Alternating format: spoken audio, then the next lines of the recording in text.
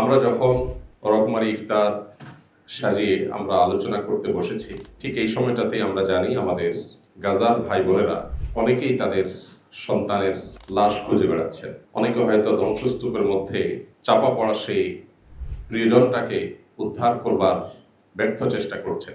আমরা যখন রকমারি খাবার সামনে রেখে কি দোয়া পড়ব, কি দোয়া করব, সেটা নিয়ে আমরা মগ্ন আছি, ঠিক তখন তারা হয়তো হসপিটালে নিজের আত্মীয় স্বজন নিয়ে হয়তো দৌড়াদৌড়ি করছেন, হয়তো অ্যানেস্থেসিয়া পর্যন্ত নাই, অপারেশন করবার মতো মিনিমাম যে আয়োজন সেটা পর্যন্ত নাই। আমরা যে দেশে বসবাস করছি, আমাদের এই প্রিয় স্বদেশে, আজকের গাজার মুসলমানদের রক্তচোষা, ফিলিস্তিনের মানুষের রক্তচোষা, সকাল বিকাল শিশুদের রক্ত দিয়ে যারা নাস্তা করে এবং খাবার খায়, নির্লজ্জভাবে যারা যুদ্ধবিরতি ভঙ্গ করে ঠিক 17ই রমজানকে নির্বাচন করে, ঐতিহাসিক বদর দিবসকে নির্বাচন করে ওই দিনের সাহরির সময় আঘাত, এটা পরিকল্পিত। প্রতি বছর আপনারা লক্ষ্য করে থাকলে দেখবেন, গত বছর, তার আগের বছর, তার আগের বছর, টানা কয়েক বছর আমার পরিষ্কার মনে আছে, ঠিক রমজান মাসে আঘাতটা করা হয়। এবং যত যুদ্ধবিরতি ইত্যাদি মুখে বলা হোক না কেন, চির মুনাফিকের পরিচয় দিয়ে তারা মুসলমানদেরকে ঠিক রমজান মাসে, ঈদের দিনে, 17ই রমাদান, এই দিনগুলোকে বাছাই করে করে তারা আঘাত করে। আমাদের এই দেশে সে সকল আঘাতকারী নরপিশাচদের যে সমস্ত আদর্শের ধারকরা আছে, তাদের গলার জোর এত বেশি।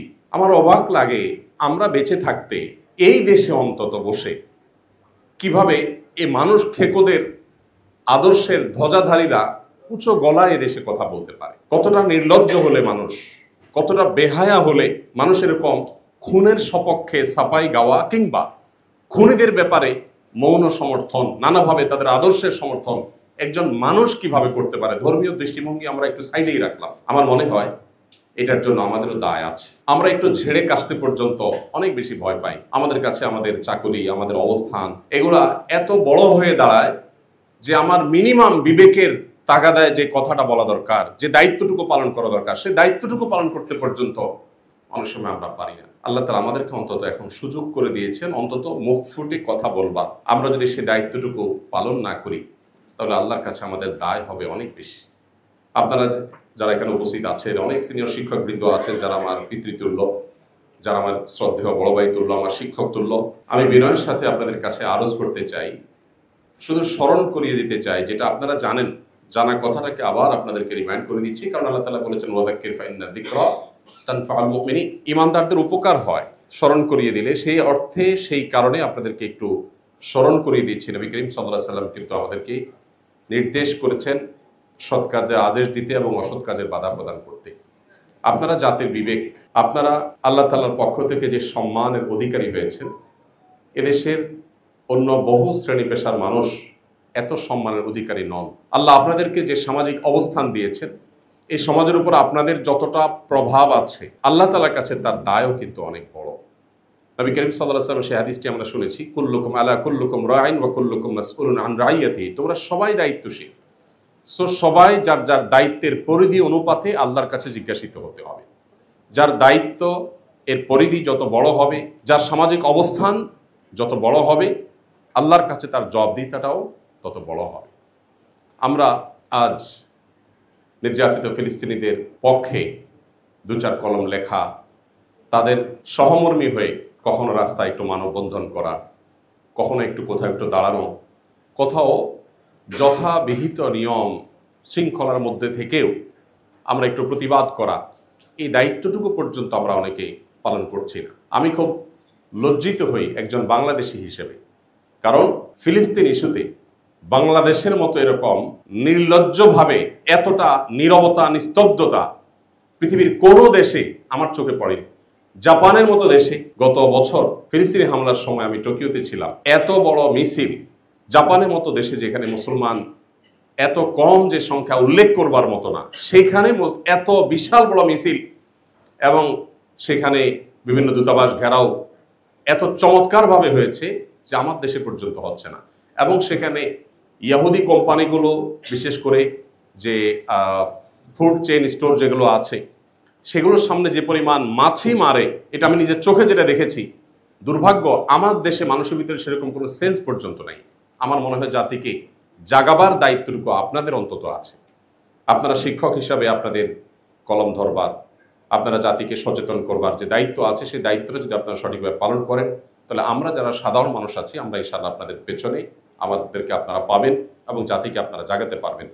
পৃথিবীর অন্যান্য অমুসলিম দেশগুলোতে পর্যন্ত, এমনকি খোদ আমেরিকাতে পর্যন্ত এই মানব ইতিহাসের ন্যাক্কারজনক বর্বরচিত অসভ্যতা, এটার বিরুদ্ধে সেখানে যেরকম মানুষ ফুঁসে উঠেছে, মানুষ যেরকম রাস্তাঘাটে বের হয়েছে এবং ইহুদি কোম্পানিগুলোকে যেভাবে বয়কট করেছে, আমার দেশে পর্যন্ত সেটা হচ্ছে না। আপনি জান, আমরা এখানে যারা আছি, আমার মনে হয় আমাদের বেশিরভাগ মানুষের বাসা বাড়ি চেক করলে, আমরা নিজেরা যদি নিজেদের বাসা চেক করি, আমরা দেখতে পাবো আমাদের বেডরুমে, আমাদের টয়লেটে, আমাদের কিচেনে, আমাদের প্রত্যেকটা রুমে ইহুদি প্রোডাক্ট দিয়ে ভরা। আমাদের পেস্ট, আমাদের সাবান থেকে নিয়ে প্রত্যেকটা আইটেমে প্রোডাক্ট, আমাদের ঘরবাড়ি ভরা, আমাদের অফিস আদালত ভরা। অথচ আমার দেশীয় প্রোডাক্ট আছে, একটু মান হয়তো কম হবে, দাম হয়তো একটু বেশি হবে। আমরা অনেক দেশত্ববোধের কথা বলি, কিন্তু আমাদের ব্যবহারিক জীবনে সেটা কোনো ছিটে ফোঁটা আমরা দেখতে পাই না। আমি বাংলাদেশ বিমানে একবার কোথাও যাচ্ছিলাম, দেখলাম আমাকে কোকা কোলার একটা বোতল দেওয়া হলো। আমি বললাম, কেন কোকা কোলা খাবো? আমি আমার কেরিয়ারে বসে আমি কেন কোকা কোলা খাবো? আমার দেশীয় ড্রিঙ্কস নাই, কেন আপনি সেটা দিবেন না? পরে আমি বললাম, এটা আমি প্রতিবাদ স্বরূপ খেলাম না, আপনি এটা নিয়ে যান, আমাকে সাদা পানি দেন। তো আমাদের দেশে এই কথাগুলো আপনাদের মুখ থেকে উঠে আসা দরকার। আপনাদেরকে বলতে হবে, শ্রদ্ধেয় শিক্ষকবৃন্দ, আপনারা যদি সৎ কাজের আদেশ এবং অসৎ কাজে বাধা প্রদান করার এই যে মহান দায়িত্ব আছে, এই দায়িত্বটুকু আপনারা যদি আদায় করেন, তাহলে সেক্ষেত্রে আজ মানবতার সবক দেওয়া মানুষগুলো, যারা আমাদেরকে সকাল বিকাল মানবতার সবক দেয়, তাদের মানবতার আসল রূপ কি সেটা আমরা প্রতিনিয়ত দেখতে পাই। পশ্চিমে ইউরোপের প্রত্যেকটা দেশে গেলে দেখা যায়, যারা আমাদেরকে সারাদিন সংখ্যালঘু অধিকার বলতে বলতে বলতে বলতে মুখ দিয়ে ফেনা ছুটায়, তারাই শুধুমাত্র মুসলিম হওয়ার কারণে অহেতুক প্রত্যেকটা মানুষকে হ্যারাসমেন্ট করে, প্রত্যেকটা দেশে অলমোস্ট। তো তাদের ভালো মানুষের এই যে মুখোশটা আছে, এটা সরাবার দায়িত্ব আমাদের। মানুষের কাছে প্রকৃত চিত্র তুলে ধরার দায়িত্ব আমাদের। আমাদের দেশীয় পরিসরে আমরা দেখেছি দীর্ঘদিন পর্যন্ত ইসলামের উপরে আঘাত করা হচ্ছে। এদেশে মুসলমানরা সংখ্যায় মেজরিটি হলেও আমরা কালচারালি মাইনরিটি। আমাদেরকে সাংস্কৃতিকভাবে সংখ্যালঘু করে রাখা হয়েছে। এই দেশে দাড়ি টুপি নিয়ে কিছু মানুষ একত্র হয়ে শুধুমাত্র কোরআন হাদিসের নিরীহ কোনো কথা থাকলে সেগুলো বলবে, সেটাকেও জঙ্গি ট্যাগ দিয়ে হয়রানি করা এদেশের নিত্য নৈমিত্তিক একটা কালচারে পরিণত হয়েছে। এবং এখনো পর্যন্ত এক শ্রেণীর মিডিয়া, তারা ইসলাম এবং ইসলামিক কৃষ্টি কালচারের প্রতি যে বিমাতা সুলভ আচরণ করে চলেছে, এই কালচারটা আমাদের ভাঙতে হবে। আমাদের বুক থেকে জগদ্দল পাথর সরে গেছে, কিন্তু সাংস্কৃতিক যে যুদ্ধ চাপিয়ে দেওয়া হচ্ছে, মুসলমানরা ইসলামের শিক্ষা যত বেশি শিক্ষিত হবে, ইসলামকে যত বেশি ধারণ করবে, তত বেশি এদেশের সংখ্যালঘুরা যেমন ভালো থাকবে, এদেশের সাম্প্রদায়িক সম্পৃক্তি তত সুন্দর হবে, এদেশে সব দিক থেকে আমরা আশানুরূপ ফল তত বেশি পাবো। কিন্তু দুর্ভাগ্যজনকভাবে ইসলামের প্রতি এক ধরনের ভীতি এমনভাবে সৃষ্টি করা হয়েছে যেন ইসলাম মানে হলো আতঙ্কের নাম, ইসলাম মানে যেন ভয়ঙ্কর কোনো কিছু। তো এই আতঙ্ক বা এই যে ভয় বা ভীতি যেটা সৃষ্টি করা হয়েছে, এটা দূর করাটা আমাদের দায়িত্বের মধ্যে পড়ে। আমি আপনাদের ছোট ভাই হিসাবে আপনাদেরকে শুধু কোরআন এবং হাদিসের আলোকে স্মরণ করে দিতে চাই, আল্লাহর কাছে আমাদের দায় কিন্তু অনেক বেশি, অনেক বেশি।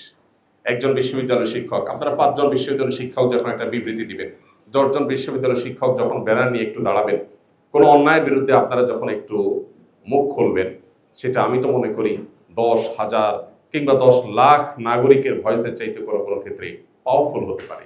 তো এই যে সুযোগটা আছে, এই সুযোগটা আমি আশা করব আপনারা কাজে লাগাবেন। এই যে আপনারা ডাক দিয়েছেন, সমস্ত কাজ রেখে আমি ছুটে চলে আসছি। এই গোটা রমজান মাসে 2টা প্রোগ্রামে আমি গিয়েছি, একটা ইবনে সিনা ডাক্তারদের প্রোগ্রামে, আর হলো এই প্রোগ্রামে। এছাড়া থার্ড কোনো প্রোগ্রামে আমি যাই নাই। 2টা মিনিস্ট্রির প্রোগ্রাম সরকারি ছিল, হাতে পায়ে ধরে বিনয়ের সাথে মাপ চেয়ে আমি ওজোর খাই করে ছুটে আসছি, আমি যাই নাই। এই পুরো রমজানে কোথাও আমি যাই নাই, কোনো ইফতার প্রোগ্রামে যাই নাই, কোনো শিল্প প্রতিষ্ঠানের প্রোগ্রামে যাই নাই, কোনো টেলিভিশন চ্যানেলের কোনো প্রোগ্রামে যাই নাই। একমাত্র প্রোগ্রাম ইফতারের আগ মুহূর্তে শুধু এখানেই আসছি, আর কোথাও যাই নাই। এমনকি দেশে বাইরেও যাই নাই। এমনকি রমজানে ওমরা করতাম, সেটাও এবছর যাই নাই, শারীরিক অসুস্থতা, অন্যান্য ব্যস্ততার কারণে। এই প্রোগ্রামটা আমার কাছে অনেক বেশি গুরুত্বপূর্ণ মনে হয়েছে। কেন? কারণ এখানে আপনারা যারা আছেন, আপনারা এক একজন পাওয়ারফুল ইঞ্জিনের মতো, যে ইঞ্জিনের পেছনে হয়তো শত শত বগি আমি অ্যাড করতে পারবো বা দেখতে পাবো। তো আপনারা যদি আপনাদের জায়গা থেকে, ইসলাম বড় অসহায় হয়ে আছে আমাদের এই দেশে, এই ভূখণ্ডে মানুষ ধর্মপ্রাণ, হিন্দুরা, খ্রিস্টানরা, মুসলমানরা সবাই যার যার ধর্মে ধর্মপ্রাণ। কিন্তু এই ধর্মপ্রাণদের দেশে ধর্মকেই সবচাইতে বড় কালপ্রিট করে দেখানোর একটা নীল নকশা এদেশে দীর্ঘদিন যাবৎ চলে আসছে, এখনো পর্যন্ত প্রতিনিয়ত চলছে। আপনারা দেখেন আসুন্নাহ ফাউন্ডেশন যে সেবামূলক কাজ করে সারা দেশে, বিগত বন্যায় আমরা 164 কোটি টাকা চ্যারিটি কাজ করছি, এখনো সেটা চলমান আছে। 1500 ঘর আমরা নির্মাণ করছি বন্যা দুর্গত এলাকাগুলোতে, এক একটা ঘর 2,85,000 টাকা করে খরচ হচ্ছে। কোনটা কত খরচ হচ্ছে ফিগার সহ বলে দিচ্ছি, কারণ এর চেয়ে 1 টাকা কমে কেউ করতে পারে কিনা এরকম চ্যালেঞ্জ। এত কাজ করার পরেও, শত শত কোটি টাকার চ্যারিটি কাজ করার পরেও, বাংলাদেশ সবচেয়ে লার্জেস্ট ট্রেনিং সেন্টার দারিদ্র্য বিমোচনের জন্য, বেকারত্ব দূর করবার জন্য করার পরও, আরো হাজারটা কাজ করার পরও আপনি এদেশের মূলধারার বেশ কয়েকটা মিডিয়া পাবেন যে আধা লাইন পর্যন্ত নিউজ কখনো করে নাই, জাস্ট আধা লাইন নিউজ কখনো করেনি। তো আমরা কোন দেশে বসবাস করছি যারা ইচ্ছাকৃতভাবে ইসলাম এবং ইসলামিস্টদেরকে এই দেশে খারাপ করে দেখাতে ভালো বোধ করে, স্বাচ্ছন্দ্য বোধ করে, তাদের ভালোগুলোকে হাইড করতে চায়? আমার মনে হয় এক্ষেত্রে আপনাদের অনেক বড় ভূমিকা রাখার সুযোগ আছে। সংখ্যালঘু কয়েকজন, সংখ্যায় খুবই কম এরকম কয়েকজন বা সীমিত সংখ্যক মানুষ তারা ন্যারেটিভ দাঁড় করায় এবং সেই ন্যারেটিভ তারা জাতির কাছে হাজির করে, তারা বয়ান হাজির করে। আর আমরা যারা আল্লাহ তাআলা রাসূলের প্রতি বিশ্বাসী, আমরা যারা ইসলামী মূল্যবোধে বিশ্বাস করি, আমরা আমাদের দায়িত্বটুকু পালন করি না। আল্লাহর কাছে কি জবাবদিহিতা হবে? নবী করিম সাল্লাল্লাহু আলাইহি সাল্লামের কাছে কি জবাবদিহি হবে কিয়ামতের ময়দানে? যদি তিনি জিজ্ঞাসা করেন যে আমার দিনকে এত ছোট করা হয়েছে, আমার দিনকে এত তুচ্ছ করা হয়েছে, আমার আদর্শকে এত বাজেভাবে উপস্থাপন করা হয়েছে, তোমরা তোমার আদর্শে বিশ্বাসী ছিলে, তোমরা তোমার দায়িত্বটা কতটা পালন করেছো? আমার তো মনে হয় যে আপনারা সবাই যদি আপনাদের জায়গা থেকে, আমরা যদি সবাই আমাদের জায়গা থেকে আমাদের রোলটা প্লে করতে পারি, আমাদের দায়িত্বটা পালন করতে পারি, তাহলে ইনশাআল্লাহ আমরা এই দেশে দীর্ঘদিন যাবৎ যে জুলুম দেখে আসছি, যে বৈষম্য দেখে আসছি, ইসলামের প্রতি বিশেষ করে যে বিমাতাসুলভ আচরণ আমরা দেখে আসছি, সেটা হয়তো কিছুটা হলেও লাঘব করা সম্ভব হবে। তো আমি আশা করব যে আপনারা কাঁধে কাঁধ মিলিয়ে, বিশেষ করে সিনিয়ররা যারা আছেন তারা নেতৃত্ব দিয়ে আমাদেরকে এগিয়ে নিয়ে যাবেন। ইনশাআল্লাহ আপনাদের এগিয়ে যান, আপনাদের পেছনে পুরো জাতিকে আপনারা পাবেন। আমরা দেখেছি যে জুলাই আন্দোলনের সময় কিভাবে সারা দেশের মানুষ ঝাঁপিয়ে পড়েছে। দেখুন, দিন শেষে আপনাদের বিশ্ববিদ্যালয়ের শিক্ষার্থী এবং শিক্ষকরা আপনারা নেতৃত্ব দিয়েছেন। আপনারা যখন নেতৃত্ব দিয়েছেন, দেশের ইমাম, মুয়াজ্জিন, সাধারণ মানুষ, রিকশাওয়ালা, খেটে খাওয়া শ্রমিক সবাই কিন্তু ঝাঁপিয়ে পড়েছে। অতএব এভাবে প্রত্যেকটা ক্ষেত্রে আমরা দেখতে চাই যে আপনারা নেতৃত্ব দেন এবং দায়িত্বশীলতার জায়গা থেকে আপনারা ফিরে চলে আসেন। আল্লাহ তাআলা আপনাদেরকে, আমাদেরকে সবাইকে তৌফিক দান করুন। আজকের এই চমৎকার আয়োজন করবার জন্য আয়োজকদেরকে আমি ধন্যবাদ জানাচ্ছি এবং আমার আজকের এই আয়োজনে সামিল হওয়াটা আমার নিজের জন্য অনেক বড় সৌভাগ্যের ব্যাপার। কারণ আপনাদের সামনে আমি উপস্থিত হতে পেরেছি, 2-4টা মনের কথা আমি আগোছালো হলে উপস্থাপন করতে পেরেছি, এটা আমার জন্য সৌভাগ্যের বিষয়। ফিলিস্তিন ইস্যুতে আমাদের যেরকম বিশেষভাবে ভয়েস রেজ করা দরকার, আমাদের প্রতিবাদ মিছিল হওয়া দরকার। এদেশে একটা প্রতিবাদ মিছিল গত এই 2-3 বছরেও ফিলিস্তিন ইস্যুতে এত গণহত্যা হলো, সেখানে চোখে পড়ার মতো বা আন্তর্জাতিক মিডিয়ায় আসার মতো একটা বড় মিছিল এখনো পর্যন্ত হয়নি। বিভিন্ন ইসলামী নেতৃবৃন্দের সাথে আলাপ করেছি যে জুমার পরে অন্তত তারা একটা মিছিল বাইতুল মোকাররম থেকে একটা ঐতিহাসিক বড় ধরনের করে মিছিল করতে পারেন কিনা। তো অনুরোধ করেছি, অনেকে চেষ্টা করেছি, দেখা যাক কি দাঁড়ায়। তো আমরা আমাদের জায়গা থেকে অন্তত, আপনারা বিশ্ববিদ্যালয়ের শিক্ষকরা যদি আপনারা একটু দাঁড়ান কোথাও, আপনারা আপনাদের মতো করে দাঁড়ালেন, আপনারা 100 জন 101 জন বিশ্ববিদ্যালয়ের শিক্ষক যদি একটু বিবৃতি দেন, আমাদের মেয়েরা যখন একটু পর্দার জন্য হ্যারাসমেন্টের শিকার হয়, দাড়ির জন্য যখন কোনো জায়গায় হ্যারাসমেন্টের শিকার হয়, আমরা যত কথাই বলি না কেন, আপনাদের 10 জন বা 20 জনের একটা বিবৃতি, আপনাদের একটা বক্তব্যের ওজন অনেক বেশি। আমরা দেখি যারা ইসলাম এবং মুসলমানদের প্রতি বিদ্বেষ লালন করে, পান থেকে নুন খসলেই তাদের 101 জনের বিবৃতি দেখি, আমরা 501 জনের বিবৃতি দেখি, নাম সর্বস্ব বিবৃতি আমরা দেখতে পাই। সেখানে আল্লাহর দ্বীনকে ভালোবাসেন, ইসলামী মূল্যবোধকে বিশ্বাস করেন, সেরকম বিশাল বড় জনগোষ্ঠী আমাদের, সেই জনগোষ্ঠীর বেশিরভাগ অংশকে আমরা দেখি তারা চুপ থাকে। আমরা মনে করি ব্যক্তিগত নামাজ রোজা পড়লে বোধহয় আমাদের নাজাত হয়ে যাবে। আমর বিল মারুফ এবং নাহি আনিল মুনকার, সৎ কাজের আদেশ এবং অসৎ কাজের বাধা প্রদান না করলে আল্লাহর কাছে জবাবদিহি করা লাগবে, এই দায়িত্ববোধটা আমাদের অনেকেরই কিন্তু একেবারে স্মরণ নেই। আমি সেটা আমার নিজেকে স্মরণ করিয়ে দিচ্ছি, আপনাদেরকেও স্মরণ করিয়ে দিচ্ছি। আল্লাহ তাআলা আমাদের সবাইকে আমাদের দায়িত্বশীলতার জায়গা থেকে সৎ কাজের আদেশ এবং অসৎ কাজে বাধা প্রদান সর্বশক্তি দিয়ে আমাদের সামর্থ্যের মধ্যে থেকে আল্লাহ তাআলা আদায় করার তৌফিক দান করুন। আল্লাহ আমাদের প্রিয় স্বদেশকে ভালো রাখুন গাজার মুসলমানদের এবং তাদের উপর যে অভিশপ্তরা আজ এই বর্বরচিত হামলা চালাচ্ছে, আল্লাহ রাব্বুল আলামিন এই অভিশপ্তদের প্রতি আল্লাহর অভিশাপ বর্ষণের দৃশ্য আমাদেরকে দেখে যাওয়ার তৌফিক দান করুন।